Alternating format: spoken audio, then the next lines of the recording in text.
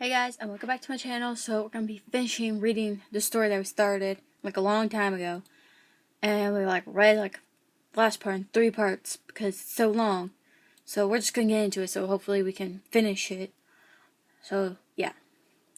At that moment, the front door creaked open. I turned. Christopher stepped inside. "It's okay," Kaiba told me.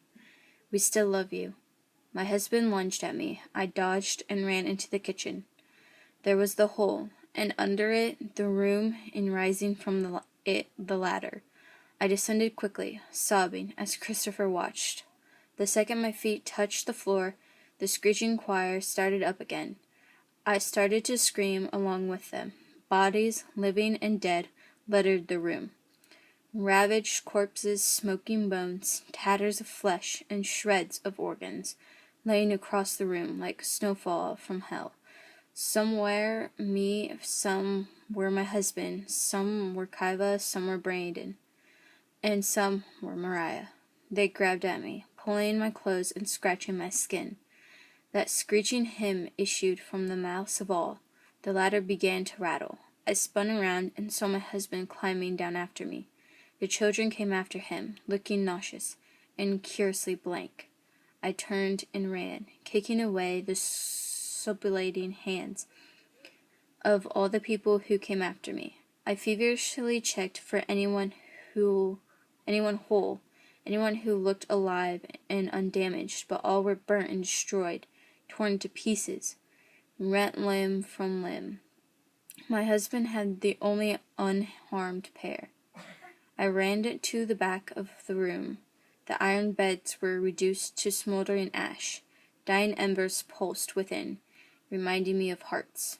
The door to Noon's chamber was open, bleeding darkness like a wound. Primal relief flooded me, and then 2 hot yellow pinpricks blinked to life and drifted forward. I skidded to a stop and slipped on the sheet of greasy hair. It tangled around my ankle. I tugged desperately, and to my horror brought up a head. Mariah.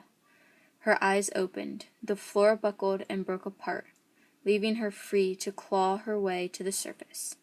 "I keep coming after you," she screamed. "Now take me back." I ignored her and crawled to the door. The lights, Noon's bright yellow eyes, bobbed forward. I felt relief again, but a different kind. Not the relief of escape, but the kind of relief particular to the end. Dim hints of memory lurched and nibbled the edge of my mind. I've done this before, I realized, more than once. I don't remember the specifics, but I know somehow that this is the farthest I've ever come to Noon's game. Blinding light suddenly shafted down, devastating and burning hot. The floor shook, and the mad, shrill hymn finally cut out for good. That memory burst forth, so powerful, it was like I was reliving it. I was kneeling before those dancing yellow eyes. My children's corpses lay before me. Their heads were bloody wounds. Braden's reverted eye lay on his cheek. Pain consumed me, a profound hysterical despair that was heavier than the earth. Noon stared at them while I sobbed. Finally I begged, "Will you let me play too?" His eyes exploded into yellow fire, and I screamed. The floor quaked, pulling me back to present. Those burning, blinding lights slid across me, leaving damp cold in its wake, and then silence. After a long time, I looked up. I was in the living room, kneeling in front of the fireplace. Yellow flames danced, giving off too much heat for such a small fire. Raiden and Kaiba were huddled beside me. Tear tracks streaked their faces. I tried to remember them, their births, infancy, holidays, anything, but could not. What was this game, I asked. They exchanged a frightened look. Braden began to keen. Kaiva tried to comfort him, and then said, "Noon gives wishes, then you follow the rules. What did you wish for?" Her lip quivered. "Better parents," Braden wept. "We didn't know what Noon would do. I'm sorry, Mommy." This is what I learned. Christopher and I had a bad marriage, the kind of abusive time bomb that kills everyone when it explodes. I used to be mentally ill. Drown your babies in the tub ill. I was nice when I was healthy, but Christopher made it hard for me to be healthy. The kids meant noon the day we moved into this house. They don't know a lot about Noon, except he loves the sun and plays with kids. But Noon isn't a person, and doesn't always give the kind of help kids want. He offered them a wish if they won his game. Kaiva wished for a nice dad, and Brayden wished for a happy mom. Neither Kaiva nor Brayden would tell me what these games consisted of, only that they kept losing, so Noon kept making Mommy sicker and Daddy meaner. Finally, he took them away entirely. So Brayden and Kaiba came after us. Noon let them play more, but they kept losing. So as punishment, Noon stole us again and again and again and again. They kept losing. They lost so much, Noon finally took them too. But then I went after them, so did Christopher. It was an endless loop of people coming after all the other people who kept coming after everyone else. Somehow, each attempt resulted in another version of the rescuer coming into existence. This was a problem, because while any number of doppelgangers can exist with Noon in his sphere of dismantled time, only one version can live in the real world.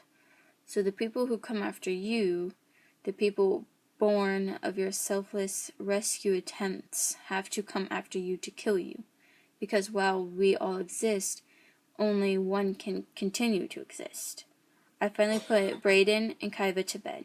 Then I sat in the kitchen all night, staring at the floor.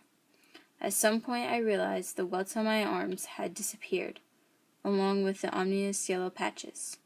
Within a week, I put the house up for sale and left town. On the way out, I went to Mariah, but she isn't there.